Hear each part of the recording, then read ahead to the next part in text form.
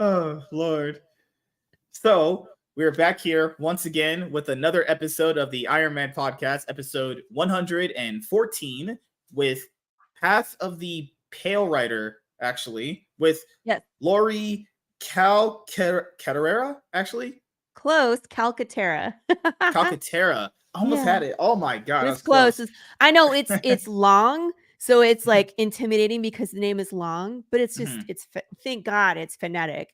My maiden name was Polish, like 100% Polish with S's and Z's next to. Oh man, it was no one could say it. So this is actually an improvement. Same amount of letters, but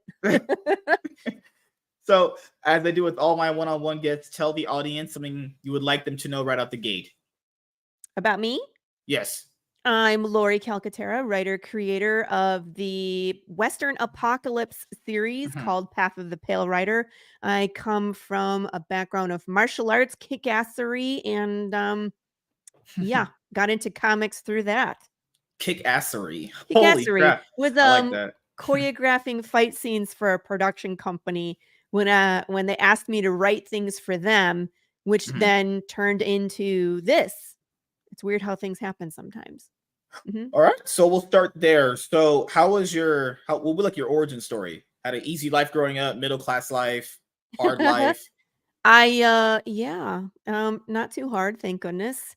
Mhm. Uh, grew up in Michigan in the suburbs of Detroit, which is not what you think. It's just, Mhm. suburbia. Went to college, graduated with an art degree. I have a Bachelor of Fine Arts and a minor in music, which I've never used, which is great. Went into finance, started working for banking and finances, ended up working for a company in Michigan called Millennium Business Systems that does copy machines. Moved to Texas in 2019. This is the same time where I was doing the production company, the choreographing fight scenes and managing the fight team. Wrote the script for Path of the Pale Rider as a full length movie in 2018. That information is key because when we start talking about the story, it's going to remind you of 2020, but I wrote all this 2 years prior to. So keep that in mind. I was Yeah. like, So I panic. wanted to tackle something you just said there, which was it was supposed to be a full length movie. Yes.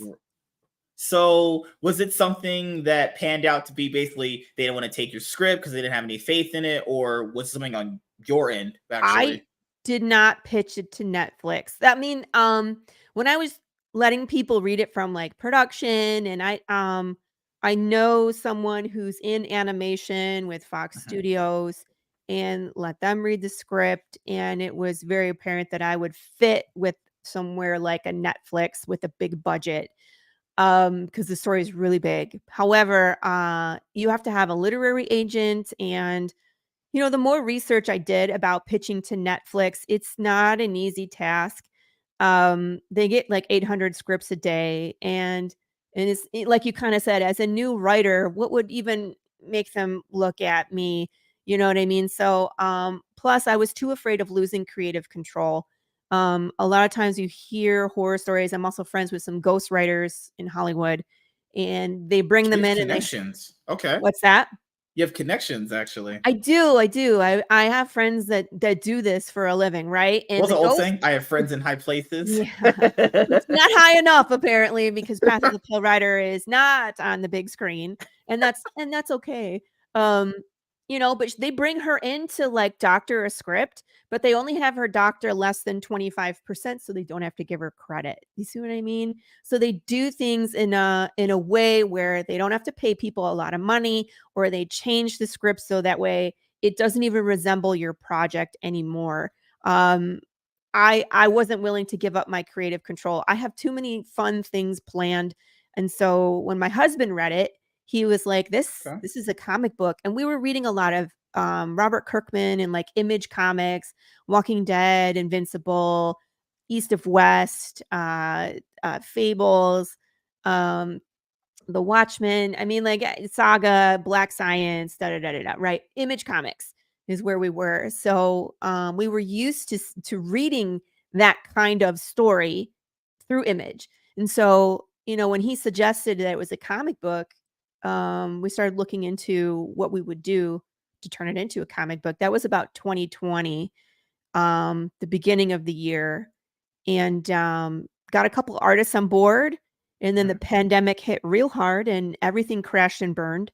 Literally crashed. One of my artists had a freaking tree fall on his house. Hey, Pops, what's up, man? Hey, Pops, how you doing, man? So things stopped. I took a year off, and I decided if it was meant to be, that I would meet the right artist and that we would move forward. But I wasn't going to just jump into another artist-writer relationship without being absolutely sure. So I was patient, and I had a couple opportunities with artists, and it just didn't feel right until I met Marco DeFillo in January of 2022. And he and I met in a Facebook group called Connecting Comic Book Writers and Artists, I believe is the full name. And he was already working on a post-apocalyptic story about Hawaii called Mauka, which that's what caught my eye. Him and I had a couple conversations, and then he drew my main character, Jude St. Clair, who is like an apocalyptic cowboy. I was like, this is it. This is my character. And we moved forward from there. We published our first book in July of 2022. So we've really only been publishing books for just over a year. But we're all the way up to issue number 4 at this point. We just keep working, right? So it kind of tells you our history there. Marco and I are both in Texas. I'm an hour north of Dallas, and he's in like Arlington area. So it just worked out that we were close by each other as well, because really he could have been anywhere in the world. But since we're close by, we can see each other. We signed books together. We're going to a Comic-Con this weekend together in Arlington. So it worked out. Okay. So let's dive into all that. Yeah. Unpacked it. So Yeah. you had an idea for a Yes. full-length feature film. You didn't feel confident in pitching it to Netflix because you felt like you were going to lose creative control. Around this time period, you and your husband brainstorm that this could be better as a comic book. You could keep full creative control, and you could just tell the story you want to tell without interference of an executive coming in and being like, hey, we're gonna need some pronouns here. Yeah, that's not gonna happen. Right. Or you need to tackle this, or you need more female or more male characters, right? It just it can get when there's too many cooks in the kitchen, it can very quickly become something other than what you intended. Right. And then it's also cooks in the kitchen that aren't even cooks themselves. They just it's a you're a person mechanic. in a suit. What are you doing in the kitchen? Yeah. Or it's a person that I've realized it's a person in a suit just being a person in a suit. They don't actually know what they're talking about. It's just the way that Hollywood and American business functions, as you probably realized over the years of growing up, is like in American business, what I've realized is people kind of just want to look the part because they feel like that's what you should be doing. You know how business try to play on your feelings, like we're a family. All hail. Oh God, don't pull that card. Either that or they're trying to follow like a formula. Like if you want to be successful, you need to have 1, 2, 3, 4 different items. And it's like, well, then it's cookie cutter to everything else that's out there. And we're different, right? The whole point is to be something different and good so that people come see it. But that's the hard part. If it, you know, a lot of times Hollywood is selling like name recognition, even if the thing is nothing like the thing. For example, World War Z, right? I don't know if you're familiar with that book and movie, but they are nothing alike. Saw the movie actually. I couldn't really get through it. I was a Brad Pitt, right? So I got to a point where I watched it finally, and I was like, this is just not good.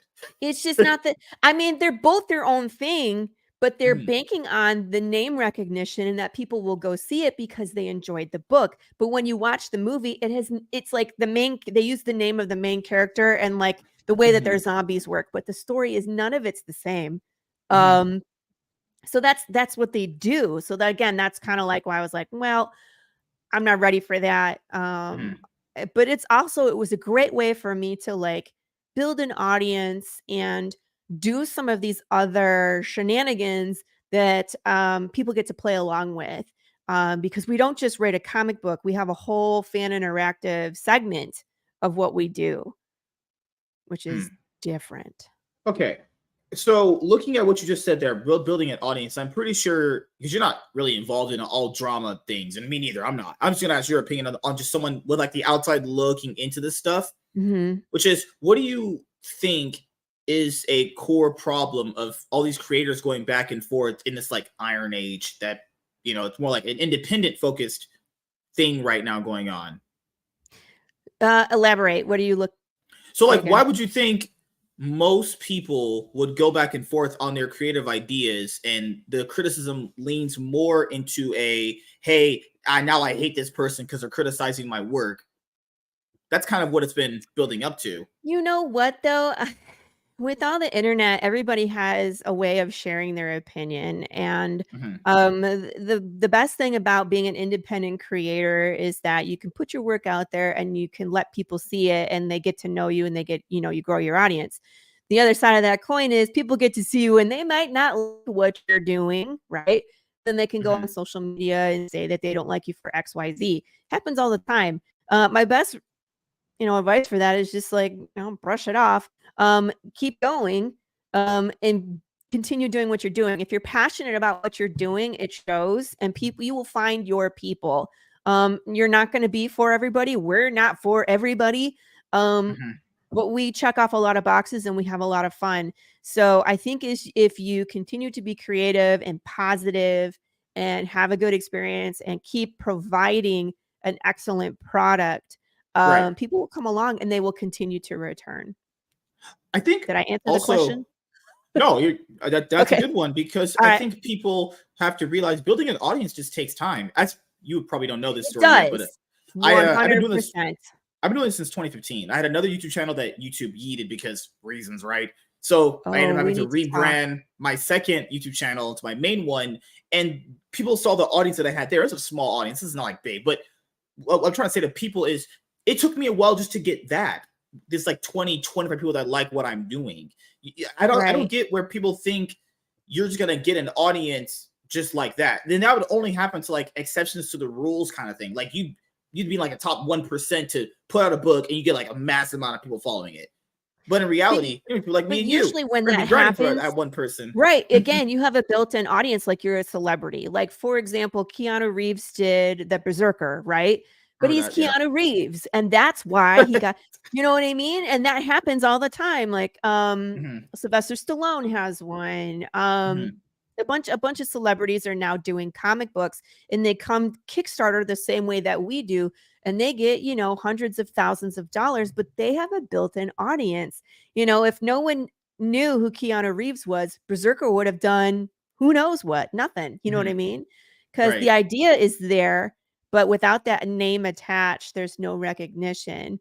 So that is part of the hard part is building the audience, and it does take time. I had a wonderful creator named Madeline Holly Rosing on my podcast, which is on Tuesdays. It's called the Tuesday Mhm, Morning Brew on the Madness Comic Network channel, which is who popped into our comments mhm. there, our chat. And she's making like 25,000 a Kickstarter these days, but she's been writing That's this series for crazy. 10 years. So she's built up a following and people like what she does. She Mhm, does this historical, like magical, steampunk mhm, detective mystery. It's so cool. It's so niche. She has like real people in it, like Nikola Tesla and Edison, and you know what I mean? So her characters interact with like real people from history. And you know, seeing someone do that and have them on my show, my question was, how do I get from where I am to where you are? And her answer was exactly that. It's time. You just have to continue producing a good product mhm. and getting your name out there. And the longer you do it, it gives people the opportunity to find you. Yeah, I think people have to understand the end result of you seeing her get to where she's been at. That's the end result of years and years of work. That's not Yeah, just I did one that's book not and I had this immediate. happen. Exactly. And that's what people in indie need to keep in mind. It takes time. It doesn't it's it's just the time. It's the time to build up the audience and have people find you. And of course, as the time is going on, you're building your Mhm, your repertoire as well, your inventory, your issues. You know what I mean? So as time goes on, I have, you know, now that we're at 4 and then we're going to do a trade paperback and then we keep going. So hopefully the people that are with us on the path, the writers on the path, that's what they call themselves, are going to continue to come back because the story and the art are great and the experience is unique. But hopefully we find more people along the way, so we just grow. At least that's what I hope for. So another thing you mentioned there too, which is I wish people would understand concepts, because I feel like people conflate so many concepts with one thing, but they're really talking about several different things actually. Yeah. And then they kind of merge them all into one. It's like, no. Each thing you're talking about is super separate. Like just the idea of marketing your own stuff by yourself is very hard if you don't know how to do that. Or actually being, I'll say media trained, because that's not a term people like. But like being able to talk like you're doing. You're just talking and you're just being yourself. What I noticed a lot of people, even some I've had on these shows, can't really do that properly. They're still kind of learning how to properly speak about things that they're passionate about. They'll give like maybe one-word answers, or they're like hesitant on answering because they don't want to kind of come off edgy. Just being more open and more passionate about just things you like will get people to honestly like your stuff, actually. Right. And that for me was just experience. The very first Kickstarter campaign we did, I hired a publicist to help. And that's probably one of the best things I did, is because he put me in front of 30 podcasts that I didn't even know existed. And at first, and like I go back and I watch some of these interviews and it's so cringy. You know what I mean? Like I was nervous to the point where they'd ask me a question, I was answering something else. And it's just like, it was just all over the place. And then, as you do more and more, you relax into it and you get more familiar with like pitching and talking about your project and explaining how all the it's just time and experience. So the more you do, the better you get at it. And the, more relaxed you get too. So it's always good experience. Yeah. We'll pivot right now to your Kickstarter campaign before we go back to talking. And we have your Path of the Pale Rider, issue number 4. So I'll ask you this, as I do all these people I have on here. So 2 things. First thing is for us. Do you have your own website where people could just buy the book just straight outright, or any back issues before issue number 4? I do. It's just www.pathofthepalerider.com. I'll drop it in the chat. That's a great place if we're not campaigning to go pick up previous issues. We also have some merch like the t-shirts, the keychains. I have koozies. I had hot sauce, but it's gone. It's like there was a run on the hot sauce recently. I had like 10 bottles left and they're all sold out. I did a Comic-Con this weekend and I visited a store and they discovered how good it was, and it's gone. It's gone. Hot sauce is overrated. Just saying, people. People really love the hot sauce. Now I tend to make it medium, and it actually tastes good. Like it has a barbecue base, and then I put ghost peppers in it. So it's not really all about kill me. Now, if I can eat it, you can eat it, because I don't like really hot things. I still want to taste my food, but I mean, like I have one like bottle left right here, which I keep for myself. So it is good sauce. So, but yeah, there's a lot of good stuff on the website if we're not campaigning, and we have our history, like the previous campaigns that we've done, what we've made, previous like Funko Pops that we run, and like the thank you pages, and all the artist bios and some of the art that we've done. It's all there. But you know what? It's all on this Kickstarter page too. All the extra shenanigans are at the bottom, like the riddles that we do. I'm getting there. It's just, scrolling. So we do riddles on the back of every cover. Those are on the Kickstarter, and we do short films for every single issue. And so we're working on number 4 right now, but the first 3 that we have completed are here as well. So there's all sorts of stuff to do that interact with right on the Kickstarter page, which is a lot of fun. I have the craziest welcome video on Kickstarter. I guarantee it. Oh, I absolutely love how you're all well put together, because I think people underestimate like when I mention that to them. Put together, I mean, is what you have, not just campaigns and all that stuff, just having your own website, having a way where you can show people how detailed you are, because I think people forget being as detailed as you are could be the difference maker in getting 5 more backers to getting nobody. Because the Yeah. comfortability of being able to just go to, like, just use Amazon, for example. They have everything put together for you to just buy whatever you want, and it's a shipping confirmation and you're getting that product, right?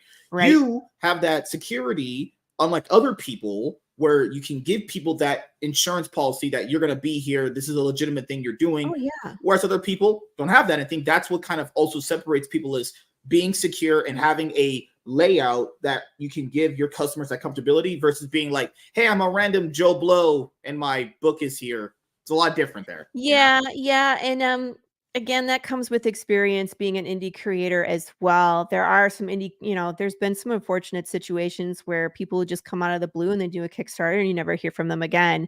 Oh, God. You always Yeah. wanna go and look at the history of the creator, and you can see, like, for me, I've created 4. You can go look at all the other Kickstarters, like, if you just Google if you go to Kickstarter and you search Path of the Pale Rider, you'll see what we've done in the past, and you'll see that they're all fulfilled. And there's all sorts of good stuff. So you can do your research on the creator before you even go back the project. So that's what I recommend. So you can make sure that you're guaranteed to get your things, because really that's Also, what it's about. I think I meant mention is giving an audience and building one, what they want. And as you've been able to do, you've been able to give an audience what they want. You've been able to build one where people, even from your campaign, as you has your pledge number right there, people have their pledge numbers and they like kind of reach them, but they feel like they deserve more. And there's 2 things I want to tell people. One, no one owes you anything. That's just how this works in general. That's how life works. Right. No one owes you jack shit. And if Correct. you do get people that give you money for your product and they want to see you succeed, and you get however many people you get, there's people out there that I've seen that don't even have their campaigns funded. It's people have to be levied with their expectations, where they have to be humble and understand, hey, this is kind of where I'm at. How do I build up that? So I'd imagine your older campaigns didn't hit these big giant numbers either. I imagine they probably hit like a certain medium-sized number. How did you manage to build it over time? Did you just add in different perks? Did you add in different art for each book, actually? Um, Or you're just absolutely just a god and I was wrong about everything I just said?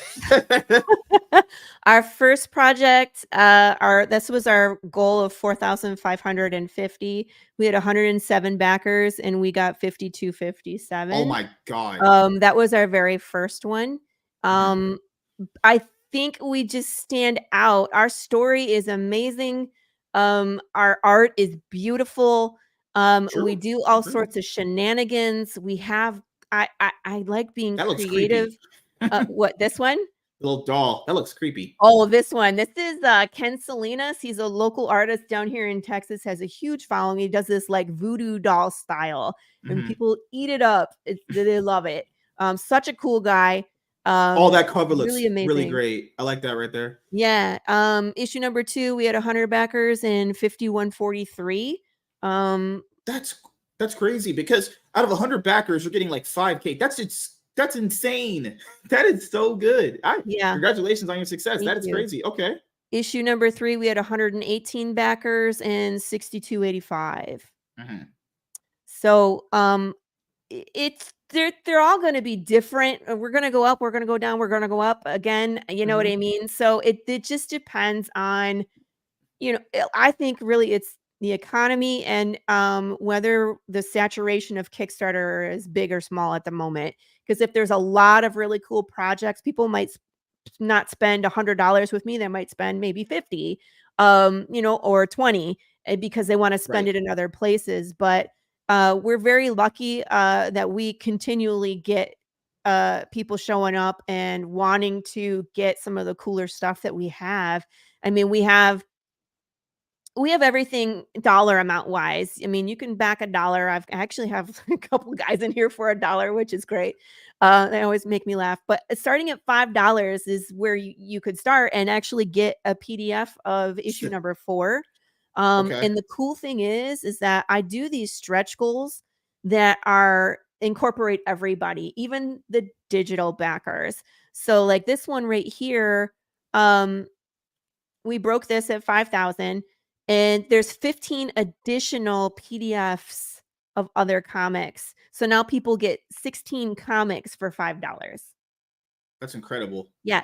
And it doesn't matter if you're here in the United States. I have backers from the UK, Australia, Germany, India. They're all over the world. And that's why I love these digital ones, because shipping internationally is insane. I don't want to ship Exactly. you a $10 book and then $70 in shipping. It's nuts. So I have Right. that one, and I have the digital catch-up tier. This one's $15. So it's basically like first one is free and then you pay for 2, 3, and 4. But Huh. digitally. But this is for everybody. We just unlocked this koozie level, so all the physical backers get this. And then my next one that we're working towards is this slice and dice. So again, everybody can participate in this one.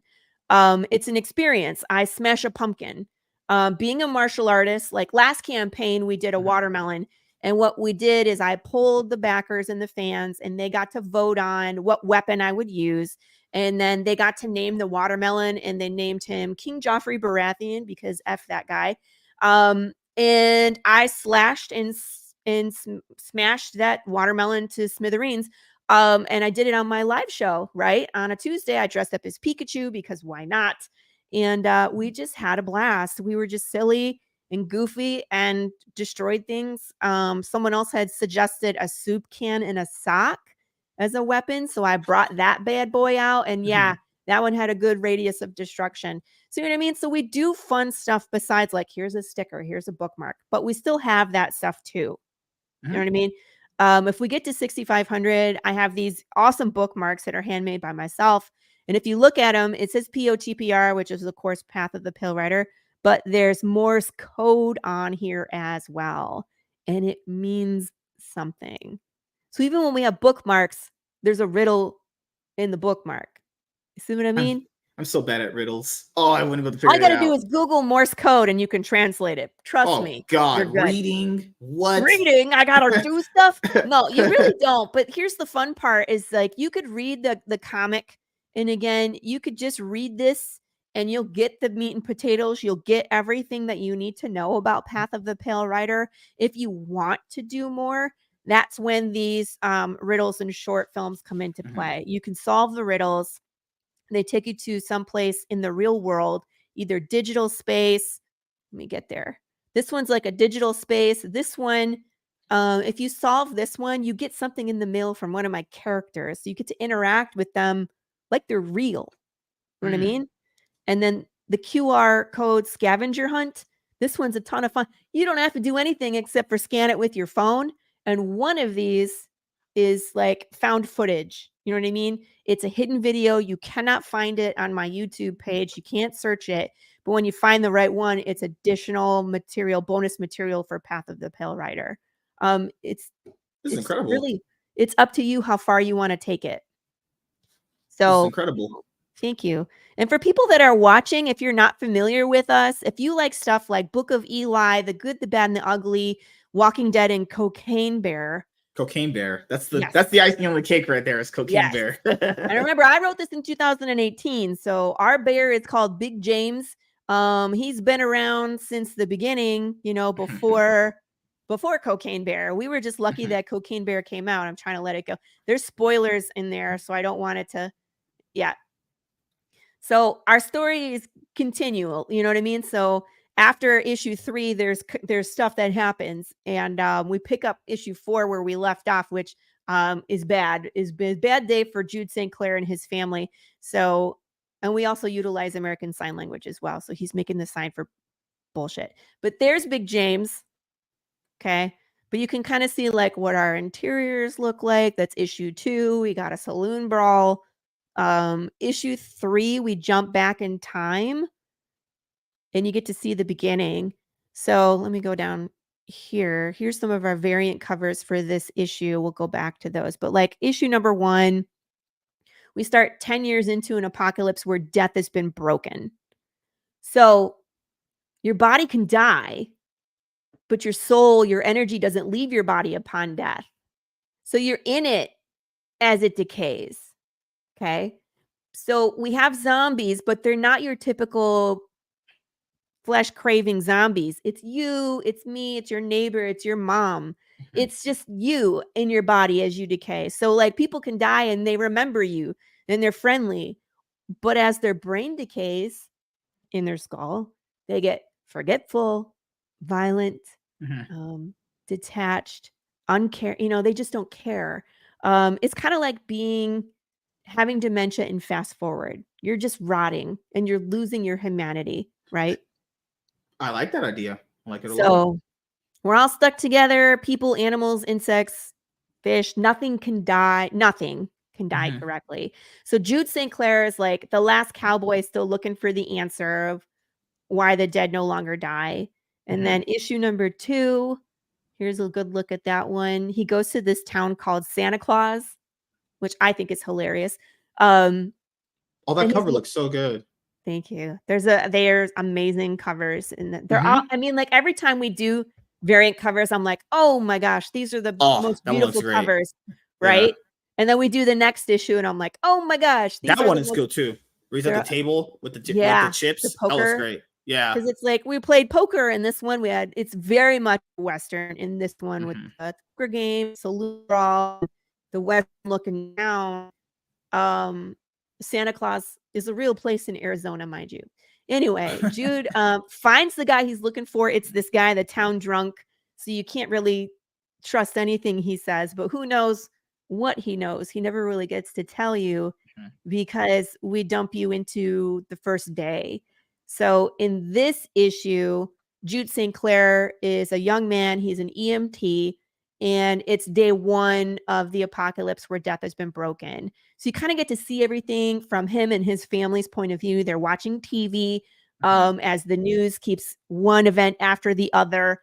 There's famine because, again, animals, they're affected too. So how can you butcher a cow that is still moving, and pesticides don't work because they're undead and they're still eating?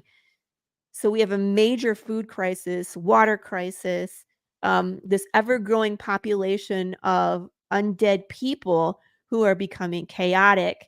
And then the government does what the government does, and they overstep. So they create curfews, and then they create technology to keep, tell if you're living or dead. And then they separate us. So if you're undead, at the end of issue 3, it is illegal for you to be in a living community. And they create a police force called the Undead Collection Unit. And we call them the collectors. And they come disappear you. They show up at your house. There's an anonymous phone number that you can call, to turn in your undead neighbor if you want to. And they show up and they pick you up and they take you to who knows where. I'm just blown away. Just so good. Okay, so there you go. So that's so issue 3. There's something major that happens at the end of issue 3, right? And then issue 4, we pick up where we left off. You get to see what makes Jude St. Clair as determined as he is. He's on the path to figure out what broke death, and he has had major losses in the story that you've seen in the before, but he just won't give up. So what is it that set him on this path? Well, you'll get to see in issue number 4. That brings me to this, because like this variant cover by Lacey Kruger, to me, speaks of that. It's the end of an era. It's the death of normal and the birth of the new way forward, right? The living versus the dead. That's this issue very much. And you can see that in all of the covers. This one, it's like the undead. Looks real goosebumpish, actually. Yeah, we've heard that. This one we heard like Peach Momoko. And she's a comic book artist that likes to use watercolor techniques. So that's why we heard that. And this one we heard Goosebumps. What was the other one? We've heard a couple different things. Garbage Pail Kids was the other one. Yeah. Okay. Yeah. Right. And this is Lauren Gibson. She's one of the most interesting people I've ever met, because like she's in school. She's an opera major. She has this studio called The Dark Arts because she does blacklight art. She does these blacklight paintings, and then she sculpts mushrooms. I've never seen anybody with a diverse resume as this lady. It's crazy. But yeah, so it's like tongue-in-cheek humor. They're having a barbecue. The kid can't even eat the hot dog. Dad's wearing an apron that says, "Hi, hungry, I'm Dad." And then in the background is the collector's van. That's the van they disappear you in. So there's a few different layers of emotion built into this cover. So, and then of course we had to have a Western. So this is a William Russell cover. William Russell is really big in indie comics these days. And this is his version of Jude St. Clair, and our big nasty bear, Big James, in the background roaring with his torn out throat, which I'm sure would sound terrifying. Can you imagine? No, because I would what that would sound like. No, I would already be running away. I'd already be gone. Yeah. And I mean, like, what can you do with an undead bear? It can run faster than you. It can climb trees. It can swim. There is no getting away from this giant bear. Jude St. Clair got lucky. You get a rope around its neck and you tame it. You ride it. You ride it into the sunset. That's the only way you're winning. Other than that, you're just dead. It'll just eat you, dude. Okay. Well, my fantasy didn't work out that way. I can see you're really big into Westerns, actually. I love Westerns. I grew up watching Westerns with my dad.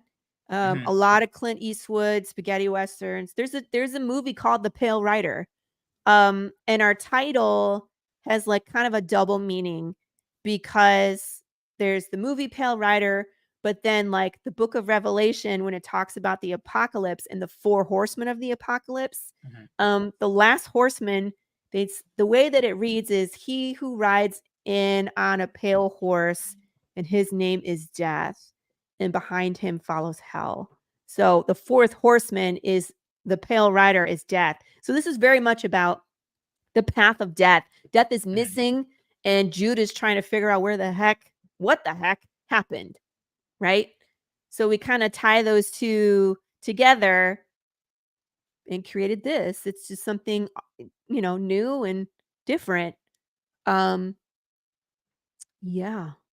All right. That's a lot to soak in. That is unpacked a lot. So the other thing I would ask, okay, so the website, you have all your information public where anyone could obviously see that you're legit. Yes. What else do you think you need to improve on, though? Because everyone can improve on something. What else do you want to think you can do better on moving forward after this campaign? One thing that we're trying to do better is to move a little quicker. We have been turning out an issue every 6 months. We're looking for, I think we figured something out. We brought in another team member last campaign. So Marco DeFillo is the main artist who does the pencils and inks. He did do the color on issue number 2, and it took us a little bit. And then, of course, there's always some kind of monkey wrench that happens. So we were done within our deadline, but then like the printer had a major blowout, and we had to wait for him to fix equipment. He had started printing our things, and then it took like an extra month and a half for him to. So that's unfortunately just out of our control. I wanted to ask you that, because there's people that are going to look at you and go, "Man, she just got it all together. Her husband." No, I mean, like, that's so we want to go faster, because that's one thing, like, that's feedback that I got from a retailer that I trust. And he was like, "Your story is great. Your art is beautiful. It's the 6 months that I think would hinder you from getting, more fans, because there's too much time between if when you have this big gap in people, they just kind of lose interest. And not even because he was bad. They like, I can understand what he's saying. We're in the TikTok age, right? We have a short attention span. It is not the same as what it used to be, right? Right.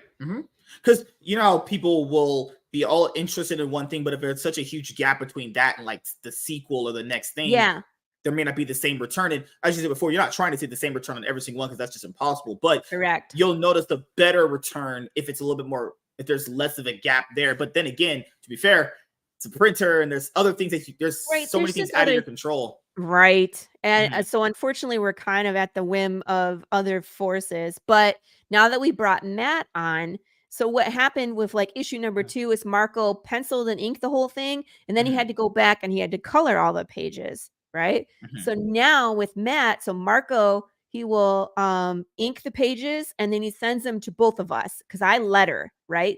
So Matt's coloring and I'm lettering as Marco's moving on to the next pages. So we should be like a week behind Marco at all times. That's our completion, right? It should take us a week and maybe less, depending on how complex the pages are behind Marco. So if Marco finishes, let's say it takes him a month to finish, we should be a month and 1 week and it should be going to edit instead of 4 weeks and then an additional 3 weeks for Marco to see what I mean?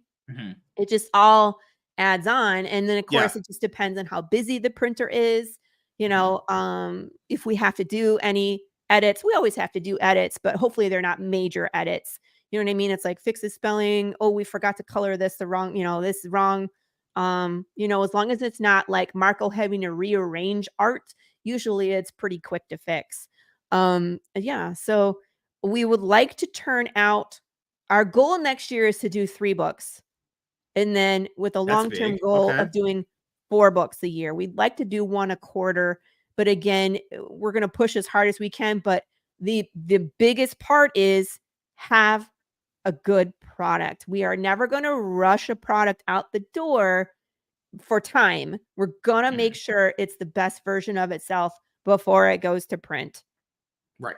That's the whole thing. And then we're going to do other stuff like the trade paperback is next. So basically once 4 is done, the first, because again, it was a full length movie. So we have like an act 1, an act 2, and an act 3, and it's 12 issues long. So four issues per act.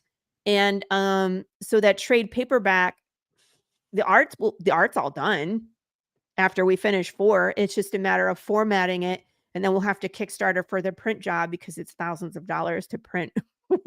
Yeah, because that's what I wanted to bring up to people is looking at the money that you can get from a fundraiser. People forget most of that money is like spoken for anyway. It's Printers, all gone. Artists. It's all gone. I pay 2 artists a page rate, and my artists are worth every single penny they get. They do beautiful art. And they're not straight out of high school. You know what I mean? Like they've been around the block. Marco DeFillo has been published with Image. He's not a beginner. So he's Joe Blow Smo. Correct. So I like, and I have the budget here. I can scroll down so people can see it. Oh, because I want to ask you another thing on that, which is this is gonna be a big thing that I don't know if you want to say this, but it's nothing bad. I think you never know. Because I like to throw a curveball once in a while. I'm just kidding, guys. It's jokes. Are you doing this for a hobby, or are you doing this to actually be some sort of a business where you can make a living off of actually, or do you have just a 9-to-5 that you're comfortable with? Honestly, this is my job. I do this as a business already. You know, the whole thing is to get the story out there and see where it goes. I would love to see it on the big screen, either as live action or animated, if we can get there. And if not, I am perfectly happy getting the story out there. I have this creativity in me, and I know people want to share it. I know they want to read it. I know they want to experience it. So I'm giving that, you know. Would I like to make a paycheck from it? Absolutely. Have I yet? No, because we're still too new. Could I take a paycheck? I could, but I'd take the money, and even if we get extra, I turn around, we start working on the next one. Yeah, it's all about, in this phase, just reinvesting what you get back into your business anyway. You get another artist, actually. Maybe you could hire the artist that said superheroes are more of a gay thing now. No, don't do that. Quality just tanks. I don't think they would fit with my project. Yeah, we prefer quality over here, not garbage. Quality. Right. We're not gimmicky. I mean, we have what we have, and people can appreciate it for what it is. And it's pretty kick-ass. There, you know, go check it out for yourself. Absolutely. See if it works for you. If you like those things I mentioned, this is right up your alley. But also, I wanted to mention the thing that you're going to bring up right here, which is, people don't understand, as you get older, people, everything costs money. As if like you swiping a credit card costs money. That just how it works. So everyone needs to know all the money that you're funding is going to basically, so as everyone, I'll give an example here. So the way you get books every week from a comic book shop is basically, a lot of people handle that book until it gets to that product, to get to the shop where you can be on the shelf. If someone's doing it independently, there's a reason why these books come out in 6 months. Let's just say that. Yeah, well, I mean, you usually have one artist. When by the time you get it in the comic book store, it's already been completed and they've printed off, like they're getting big discounts on their printing because they're printing thousands of books. That's Right. how they get that's how you can get a $5 book because it costs them 30 cents to print it. It doesn't cost me 30 cents to print it because I'm not buying 5,000 copies of And each they won't be issue. giving you the best deals because you're just a newcomer as well. So they don't know if they can, Correct. you know. Right. So, I mean, if you look at this, the biggest cost to our to our comic book is art production, because again, these artists are worth what they get paid, and I want to make sure that like this Marco DeFillo, all he does is art. He doesn't have a 9 to 5. This is what he does. He gets Mhm. paid to make art. He's got a family. He's got to make his living. Yeah. Correct. So, and then the next biggest charge is our print charges, because again, I'm ordering for the Kickstarter and I'm, making sure everybody gets their books. Right. A lot of times I will over order, but that comes out of my own pocket. Merch is another 16% because we do have some merch that is more expensive, like the Funko Pops are custom made. But when you buy those T-shirts, it's like that those are not cheap either. But that's it's built into the tier. You know what I Mhm. mean? But that's where that money is going. 4%. In 4%, that's the Kickstarter and credit card processing. So they take their money up front. So whatever money you see up there, Kickstarter takes like 8 to 10% off of the top of that for themselves. I don't even see that money. And then of course shipping is usually about 8%. So I think last campaign I had an extra $150. Oh God. We take those. That's what the kids say nowadays. We take those. Right? I mean, that's a win for me because that means that all the expenses were paid. It Mhm. just, there isn't a whole lot to, To again, be fair, with that, you can get keep 3 going. months of DoorDash with that. Ooh. Nope, I just turned around, I paid it to Marco DeFillo to start new pages. You know what I mean? Like, that's where Yep. the money Mhm. goes. And I'm Mhm. like, "Hey, can you make me a new banner?" This banner is phenomenal to the point where people asked if they could have this art. And I'm so sorry that If I had this that on a play cover button is art, I right would over his if I face. had that on a book that I would pay for weekly on Wednesday. So everyone knows I still buy modern books because you have a crack addiction. Something I'll explain later, which is now if you don't notice, 'cause I'm pretty sure you're not into modern stuff as much, but what they've been doing is the best variant art on whatever character you're trying to sell, retailers have been selling them for triple the amount because they know that's the variant that everyone wants. So a recent one with a Captain or Shazam, as they call him now, Shazam's Okay. sister, the adopted one, Mary, their name is Mary. There's a Mary, new yeah. one. Yeah, that variant right now is like $40. So people will pay money for art that looks really good. They will. It's Right. just something that people. So if I had a cover like the one you had up there, I paid This top dollar one. for that. Yeah, Yeah, yeah. it's If right that here. was you're probably not gonna make that one the first variant. That's gonna be like a special kind Well, of variant cover, right? it's a different proportion because Mhm. it was the way that he drew it, the proportion of this was intended for this space. So it doesn't really Ooh. tend it wouldn't you couldn't put it on a freaking comic book page, it wouldn't go. Or it would cut off things. Like it would cut off the gun or cut off part of Big James's face. So this was intended to be for social media a banner. However, we are going to produce 4x6s. If anybody wants one, you can add it on for like $1. You know what I mean? So there's opportunities to get prints. We're gonna do like pinups and there's other stuff. Like there is an opportunity because out of the variants, we have this like sketch cover option. You can get, I'm sorry, I'm trying to scroll over here. Here it is. So it says original sketch from Marco DeFillo. So for Oh, $200, you can get that sketch cover, but Marco will draw something original for you. So your very own Big James or Jude St. Clair or Pile of Zombies, whatever you want, he'll put on the sketch cover and it's a one of one. And that's it. Nobody else will have it. you guys have one of the best artists in the game. I like it. Absolutely.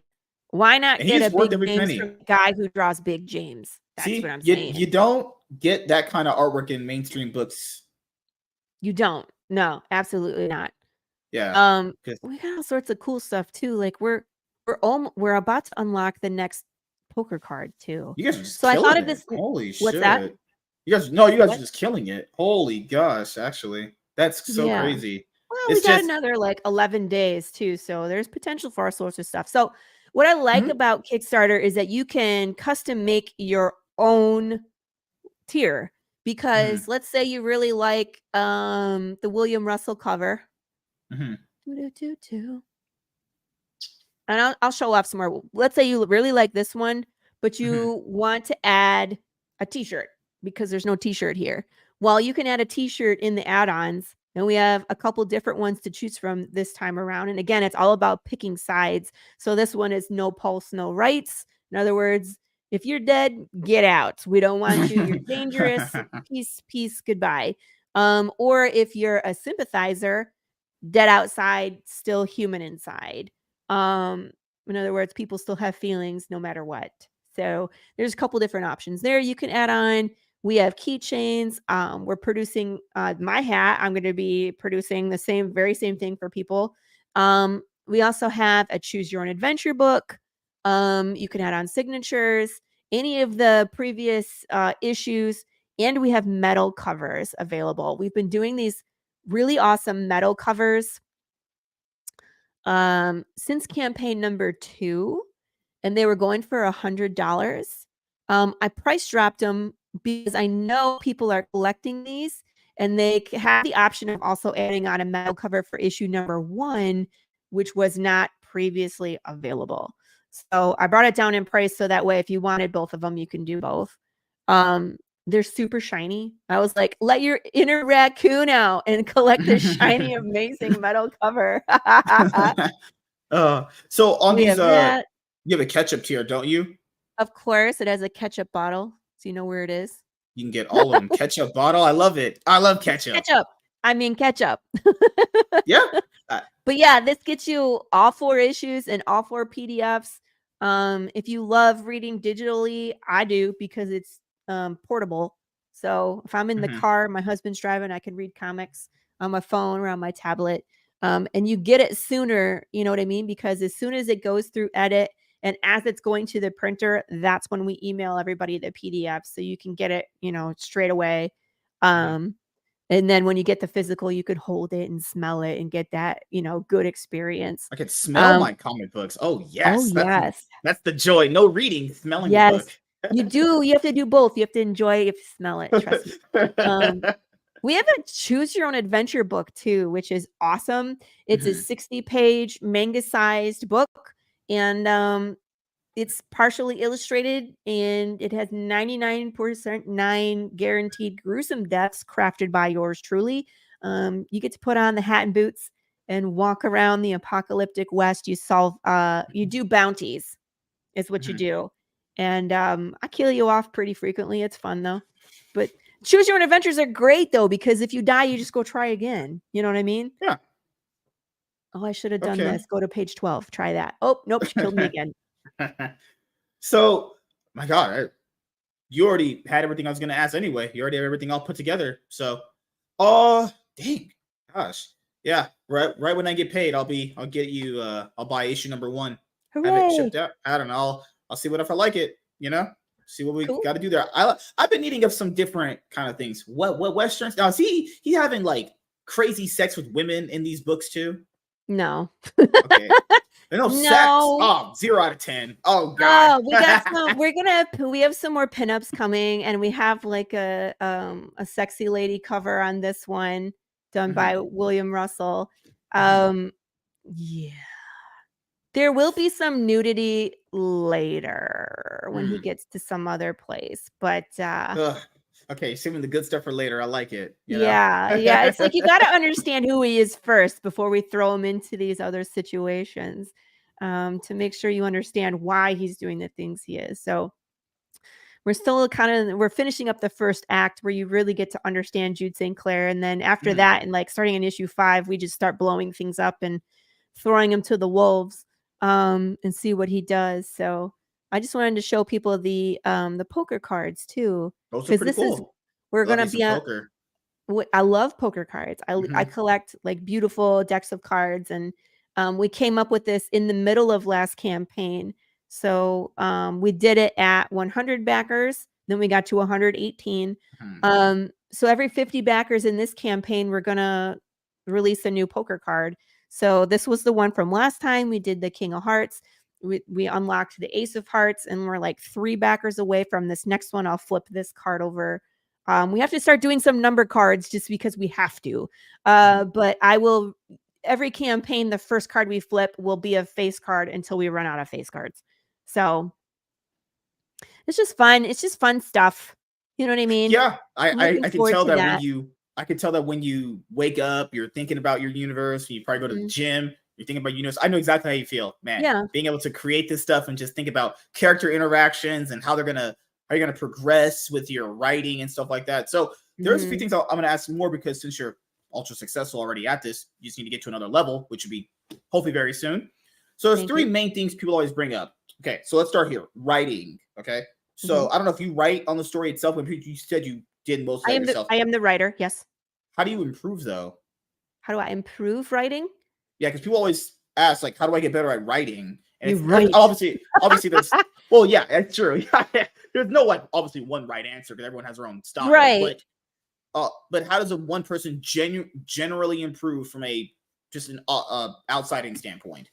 I would say continue to write, and I would say Mhm. continue to push yourself into different genres as well. So move your creativity because right now, like this is a Western apocalypse. Mhm. I'm also writing 80s slasher horror with William Russell called Psycho Sal.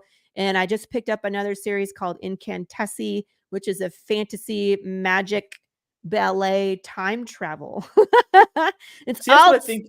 So that's what what's I that? think you have really good too. Is a lot of people in this scene have like kind of like the same genres they're tackling. Yeah. You're tackling a lot of different genres to tap into like Yes. multiple different audiences, which I like that actually. Yeah. I think it helps me push my creative boundaries, and then, of course, let people read it and critique it and be open to critique.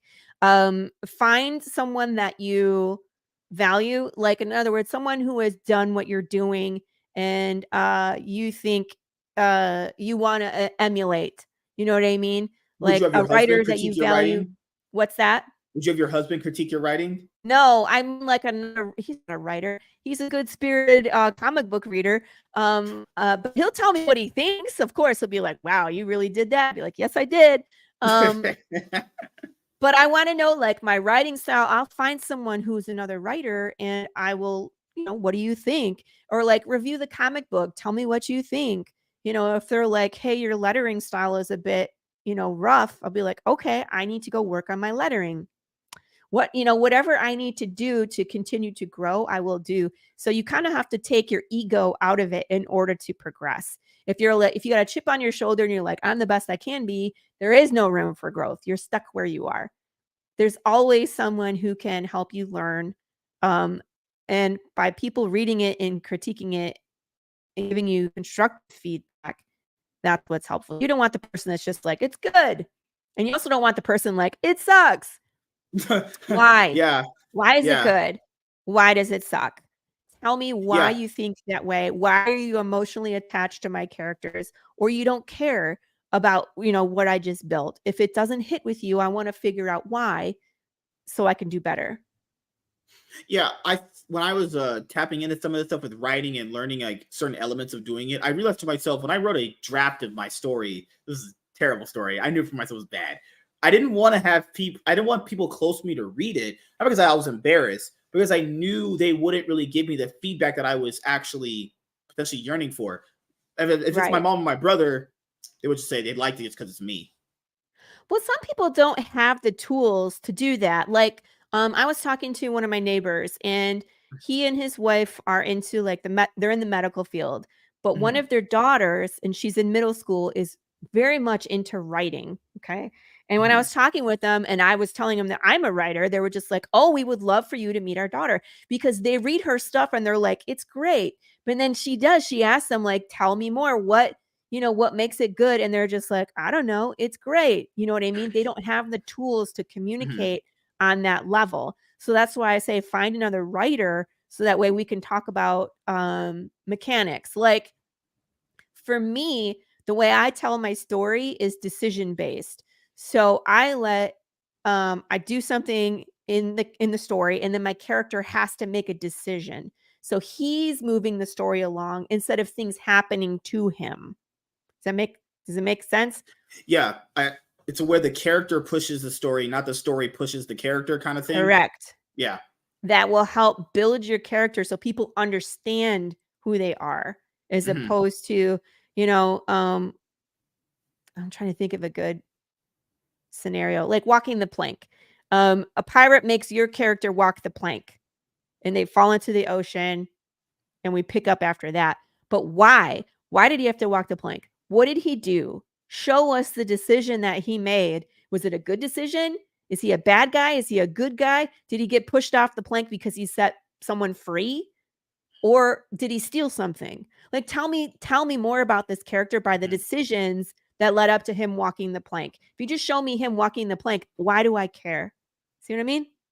Do you and that's a weird approach because I like that approach as well. And then there's another approach that I like where from storytelling that I was experimenting with a long time ago and looking at certain movies and shows that did it, where they show you the end result of what happened, but then they do a flashback and build the story around what happened before. There's people That's that what like we both did. styles. Yeah, yeah, That's I like what that we style a did. lot because I think it creates the mystery that would build someone's interest already. But then that's the other approach you said earlier, which can hamper someone, which is if you do that, sometimes if it's not a well drawn out scene, it's not well written or it's not well presented, then people go, well, why would I be invested in that random thing that Right. happened? Mm-hmm. Well, that and your character has no there's no threat. You know what I mean? Mm-hmm. Because if you see them in the future and when you go do your time jump, you know that they're safe.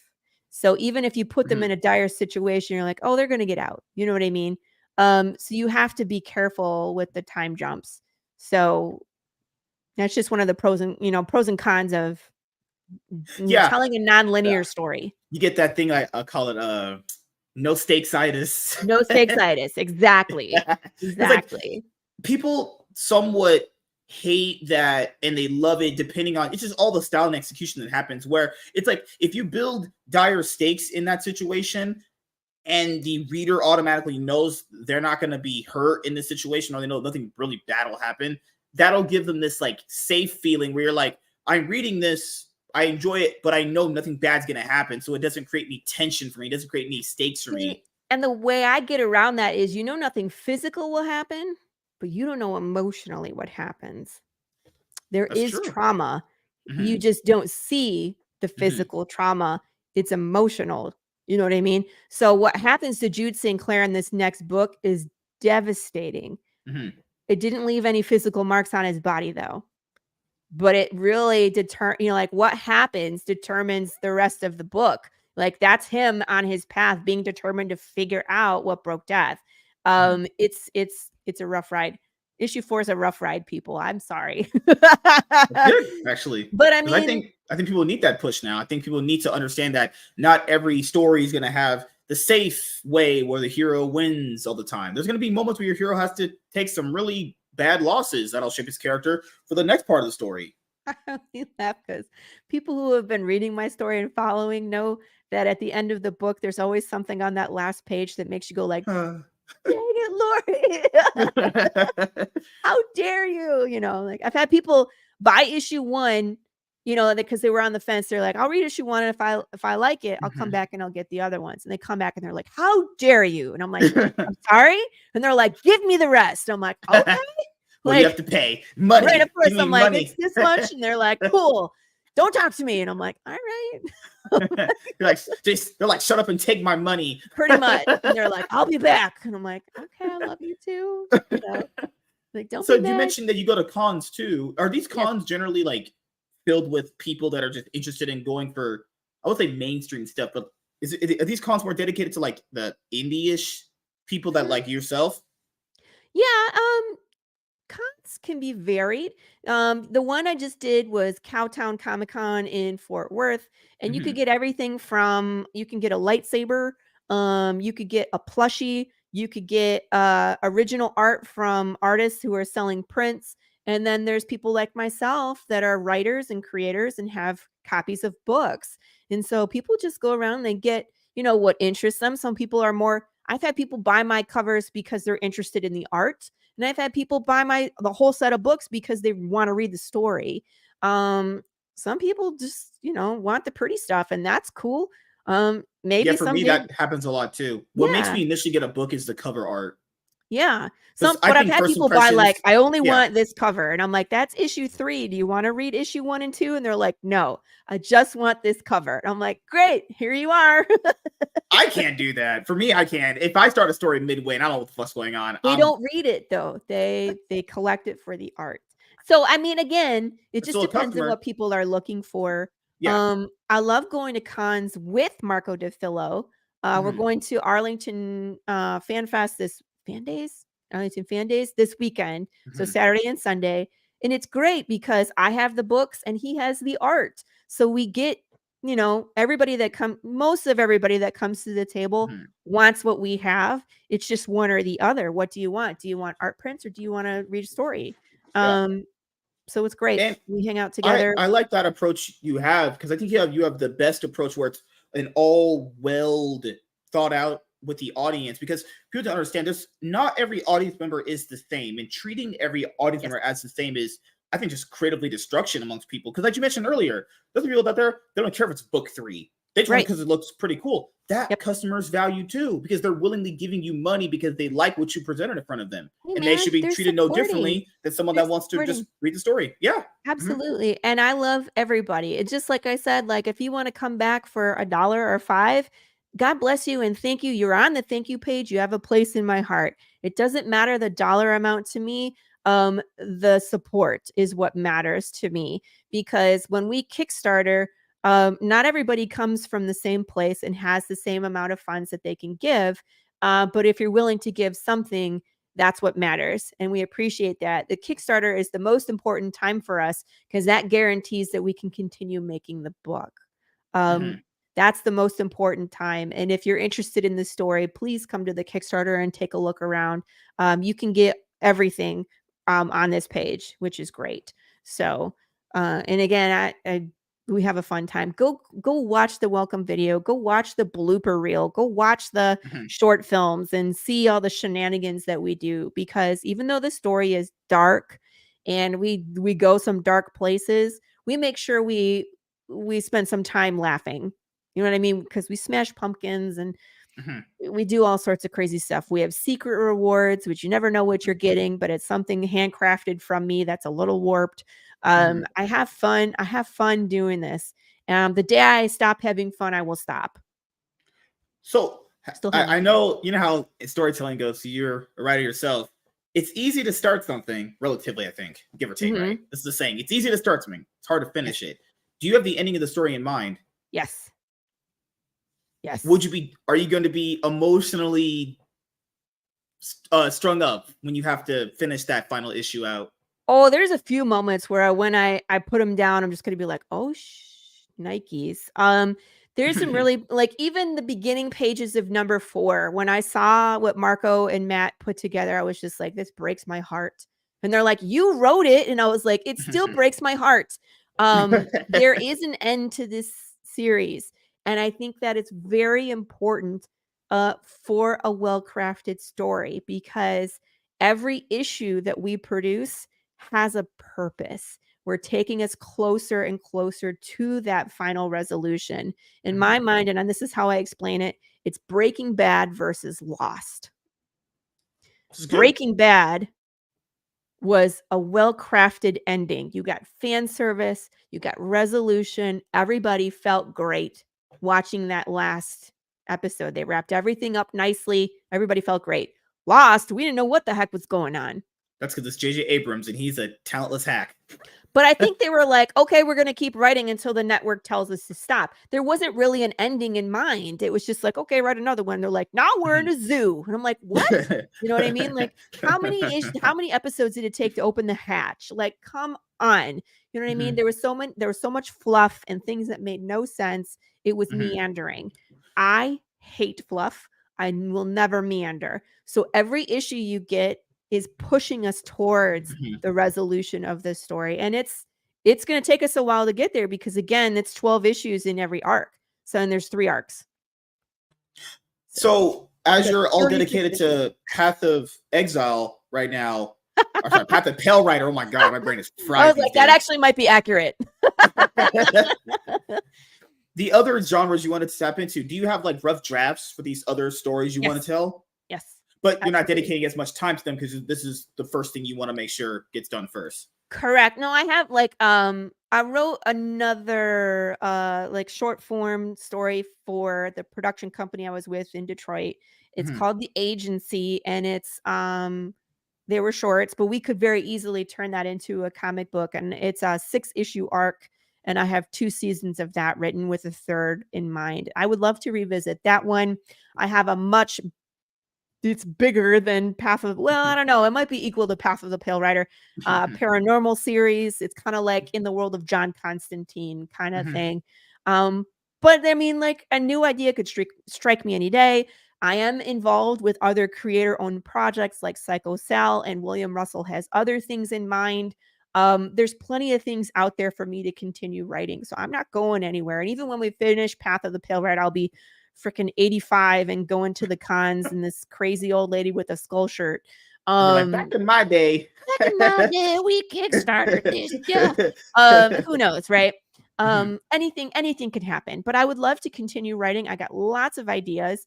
I'll be producing short films. I'll be writing these riddles and having fun while I'm doing it. And in the meantime, I'll be raising my family and doing the whole thing there too. So like I said, I will quit the day I stop having fun. I'm still having fun. I'm gonna continue. Yeah, same here. So I told people the way I stopped doing this is the moment I just give up on everything and stop having fun. But then again, Not this is kind of everything. to be fair, this is my life, so I really can't give up technically. It's like a love hate relationship some days. Because you ever had days? Because I remember there's people now that Oh, have those Iron Age problems where there are some days they feel like they don't get a backer or whatever goes on. it happens. I'm in that plateau stage right now. I'm coming into the last 10 days. Usually the last week it kind of picks up. You'll see like Mhm. with a Kickstarter, it's usually like the first couple days are your biggest days. And then like that first week there's movement, and then it slows down for like the middle week or two. You get maybe 1 or 2 backers a day. If you're lucky, you get more. There's some days you get none, and that's just normal. And I really have to do my best to not let it play with my mind and Yeah, I think that's emotions. what happens with a lot of creators too. Is as I've been doing content creation specifically since like 2015, and I've had other creative endeavors too. Like, well, attempting to write my own stuff, but that was Mhm. not good. Where you have people need to understand a very common thing is not everything you do is gonna be a home run. You Right. know, it's you're gonna have times where it doesn't perform as well. Like I now been putting out more YouTube videos myself, and some do better than others, but that's how the dice roll. As you know, poker. That's just you Mhm. what's the thing in poker? The saying is you get the hand you're dealt with, Yes. you play the hand you're dealt. Yeah, that's the saying. That's Right. how it You might works. be able to bluff your way out of 1 or 2, but can't bluff forever. Yeah, and that's the thing that people don't understand is that you take it one day at a time. And there's days where it's going to be amazing. You're going to have like, oh my god, it's the best thing ever. And there's days you're going to be like, I'm going to quit right now. Yeah, and I mean, we're all subject to that. It just Mhm, depends on what's going on in your life, and, the difference is do you take a moment and take a deep breath and say, "Okay, that day sucked. We'll see what tomorrow has," and pick mhm, yourself up and do it some more? Or do you say like, "I'm out. I'm done." It and what I always tell, creators, because there's a lot of us that get fed up and just wanna take a break, and I said, "Take a break, take a break. Absolutely, take a hiatus, if mhm. that's where you're at, but just remember, you can always come back. Just because you say, "I'm done today," doesn't mean that in 2 years from now, you can't be like, "You know what? I really wanna do more comics," and come back. There's always time to change. Because you said you started in Image Comics actually No, instead of no, reading no, them, no, I right? didn't well, reading Image Reading, comics, yeah, reading, yeah. yes. So what made you kind of stop reading comic books in general? Because you're all focused on this now, but there was probably a time period where you're like, I'm done buying this garbage. No, we still read comics. We still read Okay. comics. Yeah, absolutely. Okay. Right now I'm reading a lot of indie comics because that's what I do. So I learn from my peers. I support Mhm, indie very much. mhm. I'm a little choosier now than when I started. I was just backing everything willy-nilly because I wanted to see, but now it's like I can get a little choosier and see what projects I want to read, but What it's is your great to criteria see for what that? other people are doing. What? What is your criteria for that, for backing a product? Like, what would make you initially kind of want to back one? Since you say you're Good more art, choosy now. interesting story. And I mean, like, a lot of times I'll give them a shot and see, like, for example, a buddy of mine is doing a dark wrestling comic book called Razor Wire McGuire. And I'm not really into wrestling, but I Me am either. into dark stories. So why Mhm. not? I backed it. I want to see what's going to happen in the story. I told him not to spoil anything for me because I want to read it for myself. You never know. What's I backed one for Brett Vigilante's Creed. Brett Turner, he's out there doing his thing. Okay. The Gargoyle story guy. Yeah, he came on and Oh, talked to him. yeah. He had really great artwork, and I was like, you know what? Fuck it, let's take a chance. So he Take a gave an update today. chance. The book's gonna come out the end of the month, and I was like, okay, yeah. I told him, hey man, because he's been going through that sometimes too, of like not having a backer, and he feels kind of down. I was like, hey man, it's just how it goes It's sometimes. how it And goes. yeah, and there was this back and forth yesterday with like criticism on a weird angle on someone's end, and it's just how this space works, with certain people. Some Yeah. people have really dumb criticism that don't make any sense, even if they are, but some have really thought out ones, and it's just like I said before, you got to just take the good with the bad and the ugly, which is Exactly. And I mean, Western. like, you just take it for what it's worth. And if it's just a troll, just delete it and move on. Don't engage. I mean, like, if you engage Mhm. with the trolls, and they're everywhere. I've had trolls. They just show up and they say dumb stuff and they just try to push your buttons. And it's like, okay, delete. Mm. And I told I don't have people, time. I don't have time for that. I really don't. mhm. Like, And I've also yeah, mentioned to thank people as you. well, not everyone's criticism is like good, nor should it be valid. And I think that's another conversation people don't have enough is if someone is only just hammering a person's story because it's not like someone else's. It's Like not I'm not valid, I'm not trying right? to be Of like course it's not gonna be. for me, I used to be that way back in the day. I'm not, everyone probably went through this. I'm guilty of myself. I had to grow out of that. Now, wait a minute, because I've seen that kind of criticism before, and I think that's something that no one's bringing up constantly, which is if people are giving a criticism and it's fair in their own opinion, that's everyone is entitled to their Right. opinion. But the thing that people need to understand with their criticism, if your first line is it's not like what someone else's thing was, I'm sorry. I told right now, right here, I kind of disregard that because that's limiting. That literally hinders storytelling. If it's Right. because that means you're inherently boxing everyone else into this type of storytelling, and if it's not like this, then that means it's bad. And it's like I can't take that as real. That's just Right. trolling at that point, you know? Yeah, and honestly, it's just like I don't have time for that. You can either read my story, and enjoy what we're putting out. If it's not for you, God bless you. Find something that is. Read something you like. There's a OnlyFans. ton of indie. Oh my that. Yeah, I was like, someone was like, maybe you need to do want to do an OnlyFans to help fund your comic book, and I was like, only if I could put other people's feet on there. And would that work? And they're like, no. And I'm like, well, then I'm out. Yeah. But Oh again, God. it's just, And there's so much good indie out there right now. And mhm, indie is where you're gonna find like the good character story. mhm, You're not gonna get like the reboots and the resets and the, mhm. la, la, la, la, la, resetting the character. That's all those legacy characters, and they're great too. But that's what you're gonna find with indie is new, original, edgy, you know, Mhm. um, thought out stories. So give them a shot, see what you think, and definitely go check out Path of the Pale Rider. Can I show Please people the do. first 2 seconds of my welcome video? Yes, you can. Ready? We really have no idea. Oh Lord. There you go. I just want to show people that there's lots more that comes after that. 2 months later, after a guy almost killed me. Uh-huh. Oh, okay. Yeah. I like that. So, All right. Set the that's the kind stage. of fun we have. So, I promise you if you watch that, you will giggle. Someone might lose an eye, I don't know. You never know. Oh God. And the last thing I wanted to that just took my breath away. Holy crap. You just got absolutely destroyed. Right? But that's the thing. Also creating content around the stuff that you're building up as well helps because there's some people out there that just market on Twitter and newsflash anyone tweets like retweets and quote tweets and likes are not sales. Okay, that's No. Yeah, No. good lord. Big pretty sure people are finding out the hard way. I have 50 likes. That'll be 50 customers. That's probably like nothing at the end of the grand scheme of things. No, I have a TikTok channel. I posted something today. I have 861 watches in like 30 minutes, but then how many new backers did I get in that time? 0. 1,000. You know what I mean? So everybody's watching, but how many it's ultimately the traffic that it drives to your website or a Kickstarter or something. So we got to do lots of different things to be creative. If you get one, that's a win.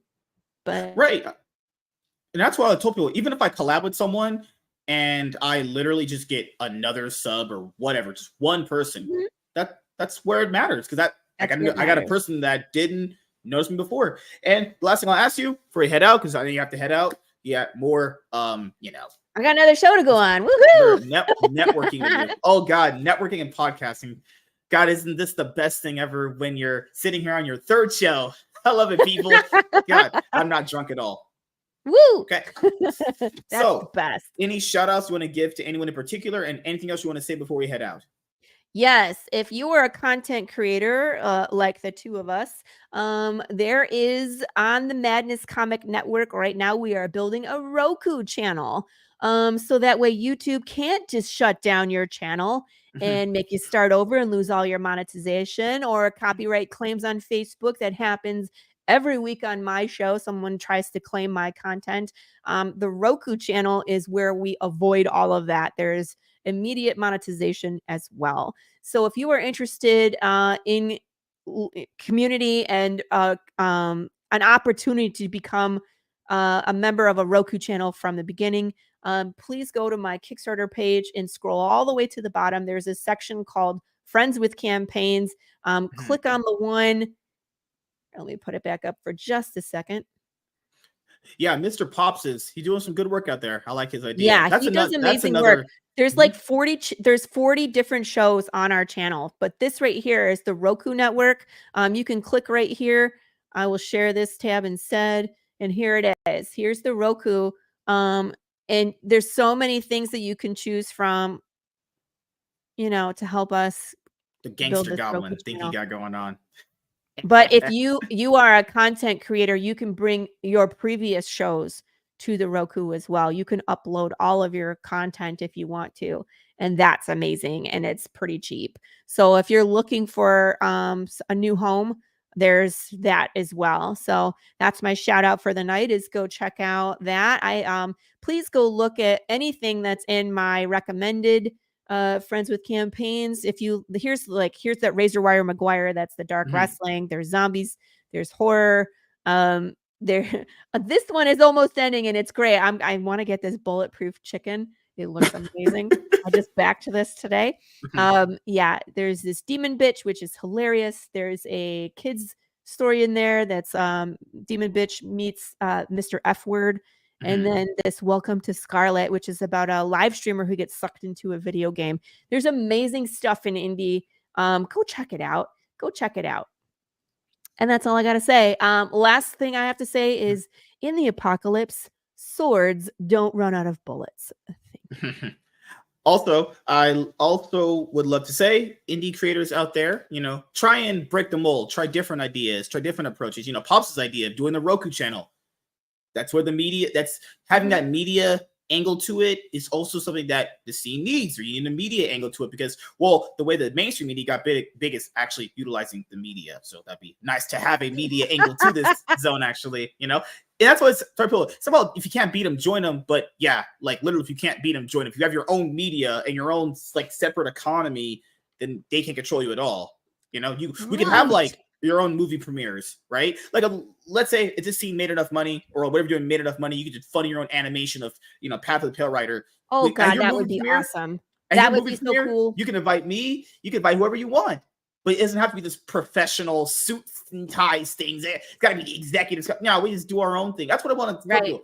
We do our own movies and stuff. Do our own thing. You get our own movie premieres, our own way of doing things. Fuck whatever that trash they're pushing on people. Agreed. And also in Texas, if you have a gun, please make sure don't go and be retarded, because people in Texas do not play that shit. They will actually shoot you. Are you in Texas too? No, I'm California. Yeah, Okay, I'm in Texas. but I've learned in Texas that I'm in if you Texas. play, We will shoot you. if you play around with guns, people do not play. Like there was a No, guy they that don't came play down in. here. There was a guy that came in and who tried to rob a fucking restaurant, Oh, and they then people shot him. just all pulled the gun. Right? You saw the video, Mhm. right? The guy just people were like, that's kind of aggressive. Yeah, they're the one aggressive. People protecting their lives. They're the aggressive ones. It's Crazy. constitutional carry here, so. And you're probably also a Cowboys fan and a Spurs fan as well, you know? I didn't say that. I don't follow any sport. I don't. Someone was like, "Oh, the Rangers," and I'm like, "Good for them." They're like, "You don't follow them?" I was like, I don't do sports." You're like, I'm drawing God bless Cowboys 'em. and zombie bears. That's what Right, I'm I doing. do lots of nerd stuff. Like, I'm watching Ashoka, and I just finished watching the new Castlevania, which was amazing. I'm there. I'm not watching the sports games. Sorry. Well,